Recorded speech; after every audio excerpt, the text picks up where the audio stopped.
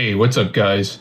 It's Edison, and this is a video that I've kind of wanted to do for a while. Pretty much, this is one of the videos that I wanted to do when I made this YouTube channel, and it was how to submit to CGC. So this video will apply to both Pokemon and Magic. How I'm going to do this video is first I'm going to show off some of the cards that I'm submitting into my upcoming CGC block. And then I'm going to show you like how to fill out the forms, how to package them, whatnot. If you don't want to see what cards I'm going to be grading, I'll put like a link on the screen to jump into like where I'm going over the online submission form. And I'll put like the time that you should skip to on the screen right now, just in case you don't want to see this portion. All right, but in terms of what cards I'm grading this month, let me just go through them relatively quick for you all. I have actually got these all like scanned into the system. So first off, we have for Alligator from Neo Promo File 2. A nice hollow Meganium from that same folder. Here's a Typhlosion. I got all of these from the same exact folder. Here's a Shining Ho-Oh. I don't know. Shining Ho-Oh is a tough one. I'm hoping that grades well. Shining Lugia. Lugia has just gone up a decent amount. I also want to get that graded because my last one was a pretty subpar grade. Shining Arceus. Shining Jirachi. Easily, one of people's favorite Pokemons from Generation 3. Charizard EX. This is the full art from the Generations boxes. I just like them because it has like that Flareon, Magmar. It is a little damaged, but I had this rule in I think my second or third video that if it's a Charizard, it's worth grading. Here's Shining Genesect, Shining Legends. This is Mewtwo and Mew GX from the Tag Team Tins. I just think this is one of the coolest arts that they've done of both of these Pokemon. Next up, we have Misty's Tears. This is the Japanese artwork that got banned because of the photograph. I like the artwork kind of show like the side profile of Misty, so they decided to switch this art in English. I think even Japanese. The English and Japanese cards will have some variations over time just because there's certain things that are censored in one country and not censored in the other. Here we have Mewtwo. This is just a base set unlimited with some hollow foil scratches there. In my mind, this is probably gonna get like a 6, but this is also, I'm submitting this late, but I think base set unlimited is just worth grading if you have it lying around. Here is a Pikachu full art. This is a Sword and Shield promo from the Sword and Shield figure collections. Next up, we have just a regular Misty's Hollow, Japanese. Here we have a Zapdos. This is the fossil set, Zapdos from Japan. And I said this in a video a while back. I think Japanese hollows are still very undervalued at the moment. Here we have Giovanni. This is similar style to that Misty. Here we have Armored Mewtwo from Mewtwo Strikes Back. Put these cards down actually. I like this artwork a lot. The English version is nice too, but I think the Mewtwo card looks a lot better with that silver border. Here we have just a Charizard Japanese base set unlimited. It's not like the cool no rarity version. We will see some no rarities later on. Here we have Psyducks. Psyducks, these are the Scream Munch promos from Japan, where a Pokemon company collaborated with a museum. Here we have from that same collection some Rowlets. Here we go. Here we have Korokoro Mew. I've spoken highly about this in every video I've showcased them, but this is just obviously one of my favorite cards to grade. Here we have, I think this is Red's Tactics or Red's Challenge, one of the two. Just a really nice full art trainer with Red and then Bulbasaur. Here's Blue's, I think this is Blue's Tactics. Or I don't remember, but it's same exact style of full art, but it has Charmander instead. So that one's gonna do well, I assume. Here we have 3 Shibuya Pikachus. I've spoken about these in other videos. One of my favorite Sun and Moon promos that they've done. I think it's a Sun and Moon. Oh no, it's actually 02 SP. And in case I believe 01 SP is the full art Pikachu from the game pre-orders. Here we have 2 no rarity Bulbasaurs. 2 no rarity cards, Bulbasaur and Ivysaur. So when I say no rarity, if we look in the bottom right hand corner, it's missing a rarity symbol. So everyone knows first edition base set for English has the first edition stamp and it's shadowless.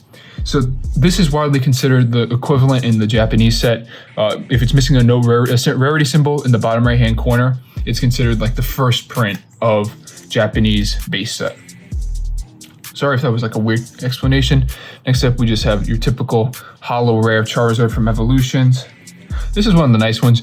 This is a pre-release Mewtwo. This comes from the Evolutions Build and Battle boxes. So it is a holo. It has that nice Evolution stamp there.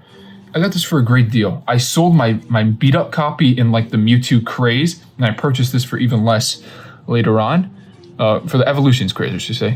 Here's a Rayquaza GX from Hidden Fates. Not sure if this was worth grading because my other ones haven't moved well, but we'll see. Charizard VMAX from Japanese Half Decks. Here are 2 Charizards. This is the, let's see if you can see it. This is the Cracked Ice Holo. These are from the Charizard theme decks from Vivid Voltage. Here we have 4 special delivery Pikachus. This is one that everyone's loving right now. This was given out as a free promo from purchasing like at least $20 in one order from the Pokemon Center. So I just ordered a bunch of stuff that I was either going to keep sealed or was grading, or like I wanted to open. So it made it really easy to pick these up. Next up, we have a Dark Charizard Japanese. This one's pretty beat up, but I think I paid like $10 for it. So I can't really see it going wrong, getting slabbed. Here we have Shiny Charmander from Hidden Fates. Next up, I'm grading a Shining Mew. We've seen some of these on my channel already. A Shining Rayquaza. Here we have double Skyla Full Art. I pulled one of these myself, then I pulled another one for a friend, and I traded with him. But yeah, just a really good Full Art. And as I spoke, it's going into that waifu tech, so I think it's worth getting, cards that look like that graded for certain collectors out there. And the last 3 cards I'm setting in for this submission are going to be Sapporo Pikachu. I think this was like for a Pokemon store opening. I like the artwork a lot. I want to showcase that. We have Pikachu, Alolan Vulpix, Piplup. I think that's Phoenix, Eevee, and I don't know this guy's name in the front. I don't remember that. But this is great too, going into like the winter seasons. Yeah. All right, well, these are the cards I'm submitting, and now let me go over to my computer and show you how to fill out the forms and sign up. So we're at cgccomics.com. In the top right-hand corner, we see a sign in or join button. For this episode or like this video, I'm just gonna do join. So we see join, we have 4 different options. We have a free tier, an associate, a premium, and an elite. The free tier, most people aren't gonna use. This will at least allow you to make the account, but you're not gonna be able to grade. The only option for grading that you have with this is to go into an in-person event with CGC, but because of what's going on right now, I don't think there's gonna be many in-person events. Associate is $25. If you really just want to grade like 1 or 2 cards, Associate's a fine option, but if you have a large bulk submission to grade, I recommend making sure your account is at premium. And the reason for that is that premium membership costs $150 a year, but right off the bat of signing up, you get $150 in credit. So what you pay in the membership, you get in credit on your next grading submission. So it pays for itself. The way I see it's like Associate's $25, but premium kind of equates to $0 because you're grading and getting back your money from that. And if we look at discounts, we have a better discount rate on the premium tier compared to Associate. And obviously you can always upgrade to Elite for extra offers. I'm not particularly sure what exclusive benefits you get, but you do have like a better percentage off per order. I am personally a premium tier, so like just use that for reference. And once you make your account and pay for your tier, you're going to click sign in, log in, and this is your My Submissions page. This is like where you're going to see and spend most of your time on the website. It's very streamlined. We have a view status thing that just lets you check on your orders. And then we have the trading card section. This is what we're going to do. So click online form. It's going to bring you to a submission form. And this is where you're going to be inputting your cards into the system. So for submission type, we're going to click trading card. Mail in, you have the drop-off option available, but I believe right now they're not accepting drop-offs. And then we have grading, crossover, or reholder. So for grading cards, that's a majority of the stuff that I do. That's majority of the things that I do is just grading cards. I'm guessing that when you're watching this video, it's going to be for grading cards too, so click that.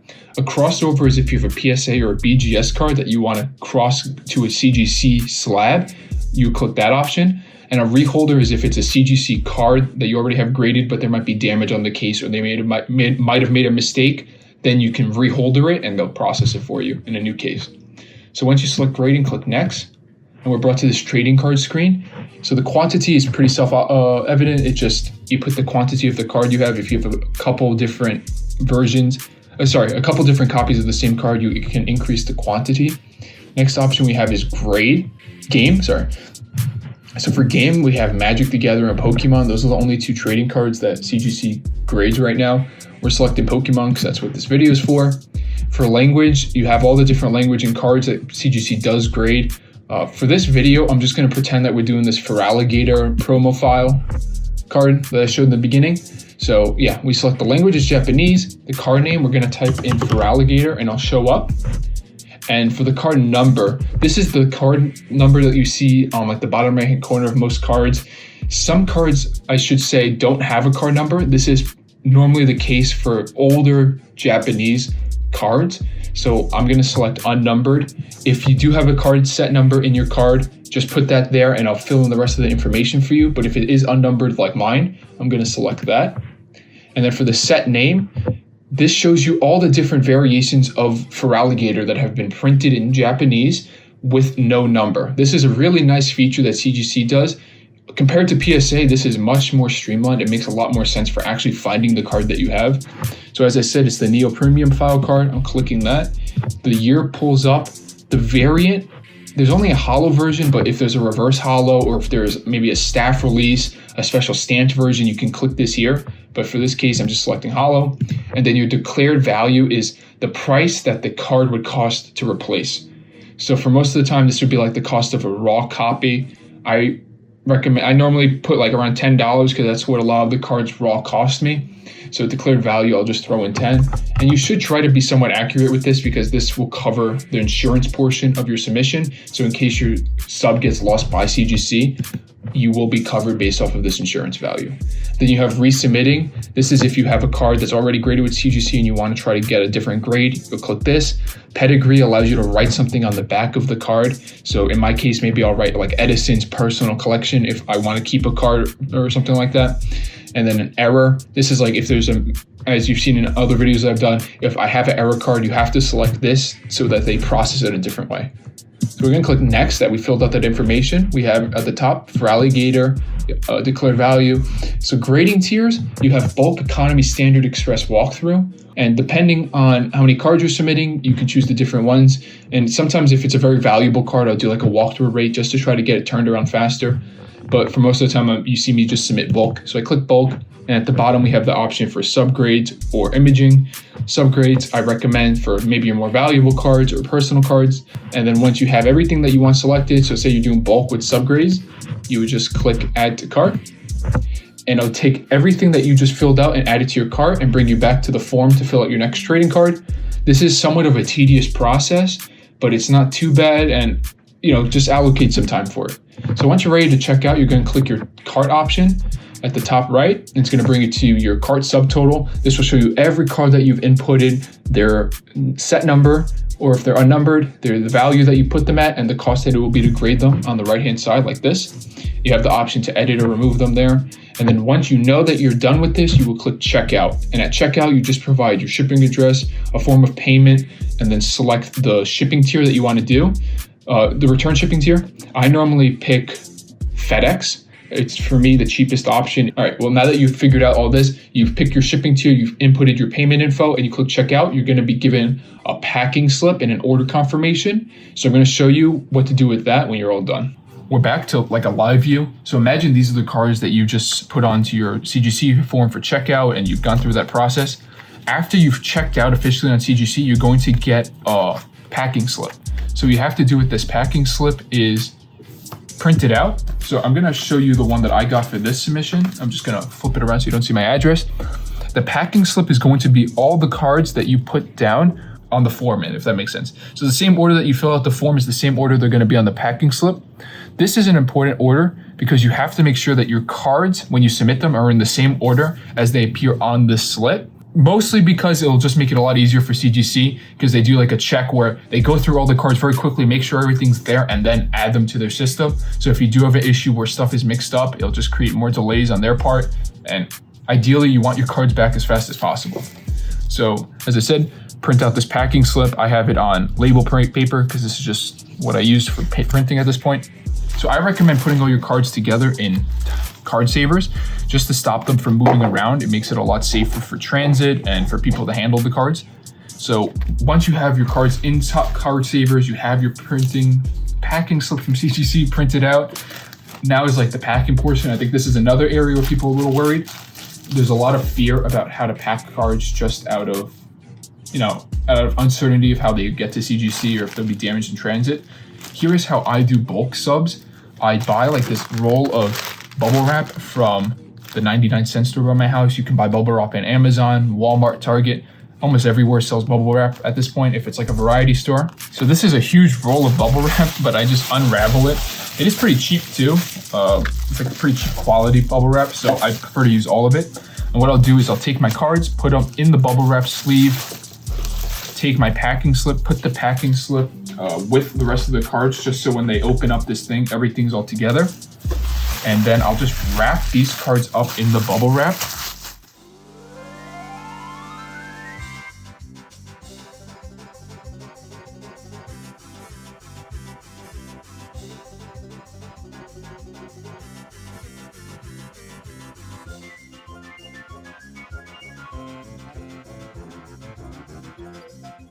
So this is what it looks like when I'm done with it. I pretty much have this like cocoon. It looks like a silk cocoon of just bubble wrap. You can't even see the cards. That's how much bubble wrap there is. But like these cards are muy bueno. Like they're not moving. They're fine. I should preface this. Like my first submission to CGC was not like this. My first submission to CGC was like that economy order. So I individually wrap every single card. But after that, I realized like there's not that much risk involved with submitting your cards like this, as long as like they're in card savers, they're stacked together, and you have them like wrapped securely in either bubble wrap. What you could do too, if you don't like this method or if you want extra protection, is you can cut cardboard the size of the card saver, stack all the card savers in between the cardboard, and then tie that down with either rubber bands or maybe tape, but I would recommend rubber bands, and then take that and throw that in bubble wrap. But once you have everything secure like this with your card savers, which is your cards, and then your packing slip, you can then throw this in a box. I just have a bunch of boxes lying around. I'll throw it in that.